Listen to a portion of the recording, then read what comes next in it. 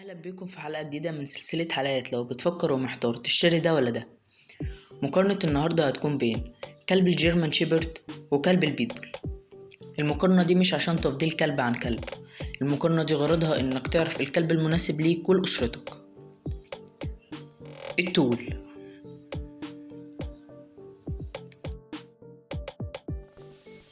الوزن،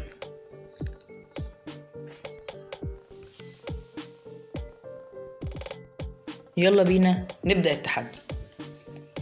الصحة العامة، الكلبين من الكلاب اللي بتتمتع بصحة جيدة، بس ده ما يمنعش انهم معرضين لأمراض مفصل الفخذ والكوع وحساسية العين. دورة الحياة، بيعيش كلب الجيرمان شيبرد من 9 ل 13 سنة، أما كلب البيتبول بيعيش من 10 ل 15 سنة. المعاملة مع العائلة، كلب الجيرمان شيبرد من الكلاب الحنينة جدا مع عائلتها والمخلصة ليهم بشكل كبير، وأيضا كلب البيتبول من الكلاب الحنينة جدا مع العائلة وبتتعلق بيهم بشكل كبير وبيشعر بالملل الكبير في حالة غيابهم. الذكاء، كلب الجيرمان شيبرد بيجي في المرتبة الثالثة من أقوى الكلاب الذكية في العالم، أما كلب البيتبول هو من الكلاب الذكية ولكن ليس من التصنيفات الأولى رغم ذكائه الشديد. مستوى الطاقة، الكلبين بيتمتعوا بطاقة عالية جدا واللي بتخليهم كلاب مميزة ونشيطة. المعاملة مع الأطفال، كلب الجيرمان شيبرد وفي ومحب جدا للأطفال وخصوصا لو اتربى معهم من الصغر، وأيضا كلب البيتبول من الكلاب المحبة للأطفال وخصوصا لو اتربى معهم من الصغر. النباح، كلب الجيرمان شيبرد من الكلاب النباحة وتنبح في حالة الشعور بشيء خطر، أما كلب البيتبول مش من الكلاب النباحة لأنه من الكلاب الصيد، وفي حالة الحراسة مش هيكون نباح وهيكون مهاجم من الدرجة الأولى.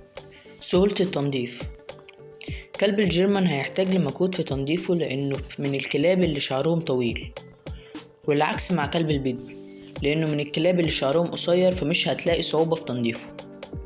للملاك المبتدئين، الكلبين من الكلاب القوية واللي عندها طاقة عالية وبتحتاج للتمرين من الصغر وصعب قيادتهم بالنسبة للمالك المبتدئ، ولكن في نوعية للجيرمان ينفع تربيتها بالنسبة للملاك المبتدئين وهي الشو لاين. القدرة على الحراسة، كلب الجيرمان شيبرد عنده قدرة عالية على الحراسة، أما كلب البيتبول هو مش من الكلاب الحراسة، هو كلب صياد وده مش معناه إنه مش بيتدرب للحراسة. تحمل الوحدة، الكلبين من الكلاب اللي ما بتحبش الوحدة وبتحب التواجد وسط العائلة ودهم نحو الحيوانات. كلب الجيرمان من الكلاب الودودة نحو الحيوانات والكلاب الأخرى، أما كلب البيتبول بيكون عنده بعض العدائية تجاه بعض الحيوانات التي لم تربى معهم من الصغر، ولكن لو تربى معهم من الصغر هيكون لطيف جدا معهم. وبس، دي كانت حلقتنا النهاردة، يا رب أكون فدتكم في حلقة النهاردة. ما تنساش تعمل لايك لو الفيديو عجبك وسبسكرايب وتفعل الجرس عشان يوصلك أي فيديو جديد أنا أنزله.